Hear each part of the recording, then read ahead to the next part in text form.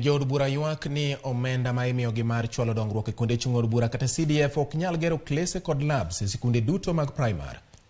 Ywak ma kamano biro bang' jalup jatend piny Kenya Rigathi Gachagua nyo kwayo mondo migi ti kod aguluno e gedo mag klese. Judith Omondi nigi lerno. Moko kuom jood bura koro dwaro mondo piny owacho med omenda mag dongruok od bura CDF eka mondo gidonji e twak mar gero klese mag sekondar ma dundo e skundego mag primar. Ma biro mana ndalo achiel bang' jatend piny kod jalupne Rigathi Gachagua kwayo jood bura mondo ti kod moko kuom omenda mag CDF e gero klese CBC e skunde primar. CDF to wabro dhi nyime go gedo. Lakini sani kochako wach kendo wachako wager lab e primary school. Gima nyaka ging'eni pesa mokwongo ma wantiere godo mar CDF kaka en anane CDF committee. Pesa mar CDF kaka en mokwongo pok oromo kata gero labs e secondary schools wate. Already constituency antiere gi karibu skunde 120 mag primary. Kada gero labs, kada gin mana skunde 100, kada gero labs 100 e primary schools. A good lab and about 3.5 million. One is 350 million. CDF okchop kale. Ili kuwezesha wabunge kujenga madarasa kwa kila shule ya primary, lazima tuambie serikali iweze kuongeza pesa za CDF kutoka asilimia 2.5 ama 2.5 mpaka asilimia 5.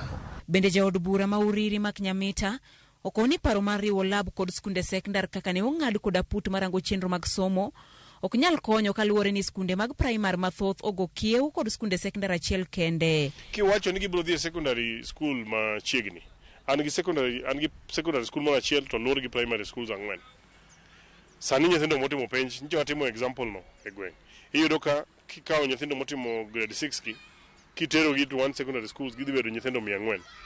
Nyithindo 400 ok nyal romo e class nikech jogo bende kawo jo form 1. So it's a big crisis. E sechego paro bende wuok mondo kik jwang' skunde mane oger kod gire George Magoha e sekondar. Lakini tusije tukawacha yale madarasa ambao yalijengwa katika shule zetu za sekondari ambao ziko karibu na primary schools, sababu kwamba zile madarasa ziko kwa mpaka wa sekondari. La, elimu sio mpaka wa fence. Jakom mar riwruok mar skunde mag ji giwegi e kaunti ma Kisumo kata kamano ji giwegi osetimo ikruok makare motelo ne chako sekondar ma dundo higa manyien.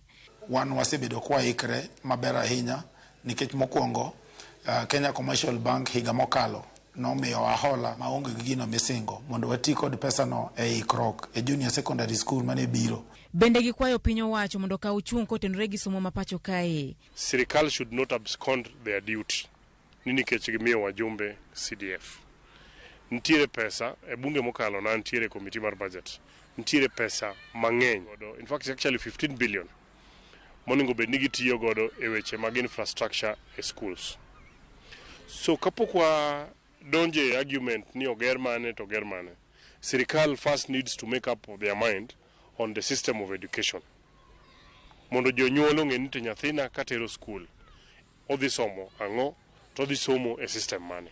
Jatatije bad migawo mochung' ne loso chenro mag somo e pacho wuok kanye ne